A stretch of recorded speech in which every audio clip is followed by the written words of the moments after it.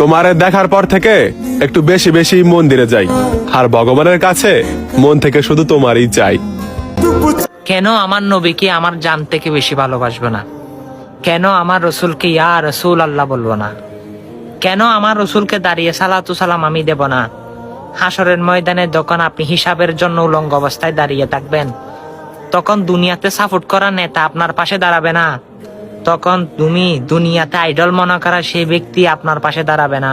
শুধু আপনার পাশে দাঁড়াবে আকা মুস্তাফা মোহাম্মদ রসুল্লাহ আহমদ রসুল্লাহ সাল্লাল্লাহু আলাইহি ওয়াসাল্লাম। তিনি আমার নবী। হ্যাঁ, তিনি আমার সাফাইয়াতের জন্য আল্লাহর দরবারে ইয়া হাবলি উম্মতি উম্মতি করবে। তাকে তো আমি ইয়া রাসূলুল্লাহ বলবো। সে ইয়া রাসূলুল্লাহ বলতে বলতে যদি জানো চলে যায়, আলহামদুলিল্লাহ, সেটাতে আমি খুশি।